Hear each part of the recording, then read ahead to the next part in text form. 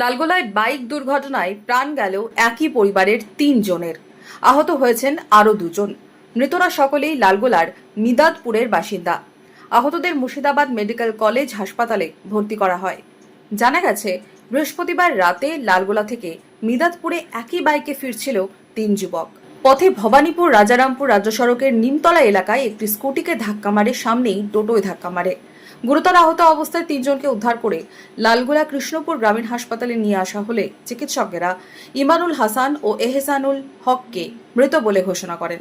গুরুতর আহত অবস্থায় আরমান শেখকে মুর্শিদাবাদ মেডিকেল কলেজ হাসপাতালে স্থানান্তরিত করা হলে তার মৃত্যু হয়।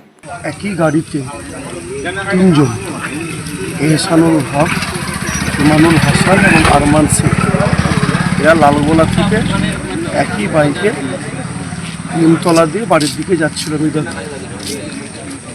গাড়ি মোটামুটি স্পিডে ছিল। সামনে একটা স্কুটিকে হালকা টাচ করার পর ডিসব্যালেন্স হয়ে গিয়ে কিছুটা দূরে গিয়ে টোটোতে সজোরে ধাক্কা মারে এবং ধাক্কা মেরে গিয়ে ৩ জনে ছিটকে পড়ে যায়। তার মধ্যে 2 জন স্পট ডেথ বা কৃষ্ণপুর হাসপাতালে 3 জনকে নিয়ে আসা হয়। কৃষ্ণপুর হসপিটালে আসার পর 2 জনকে কৃষ্ণপুর হাসপাতালে মৃত ঘোষণা করা হয় এবং তৃতীয় জন আরমান শেখকে তাকে বহরমপুরে রেফার করা হয়। বহরমপুরে ওখানে গিয়ে বহরমপুর মেডিকেল কলেজে গিয়ে ছিল মৃত্যুবরণ করেছে। 2 জন সঙ্গে সঙ্গে মারা গেছে। একজন নিয়ে গেছিল বহরমপুর যেতে তো বাগড়ার মোড়ে মারা গেছে। একজন নাম হচ্ছে এহসানুল আর আরমান সালমান একজন।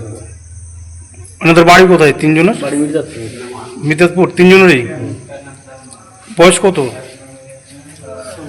18 থেকে 20 মধ্যে। কোথা থেকে কোথায় যাচ্ছিল? আমার সঠিক বলতে পারবো না কথা। আমার একটা হচ্ছে আপনার দুটো হচ্ছে কাকার ছেলে আর একটা হচ্ছে পিসির ছেলে। দুর্ঘটনায় আহত আরিফ শেখ ও মর্জিনা বেওয়াকে মুর্শিদাবাদ মেডিকেল কলেজ হাসপাতালে ভর্তি করা হয়েছে। পুলিশ দেহগুলি ময়নাতদন্তের জন্য পাঠায়। দুর্ঘটনায় 3 জনের মৃত্যুতে শোকের ছায়া নেমে এসেছে এলাকা জুড়ে।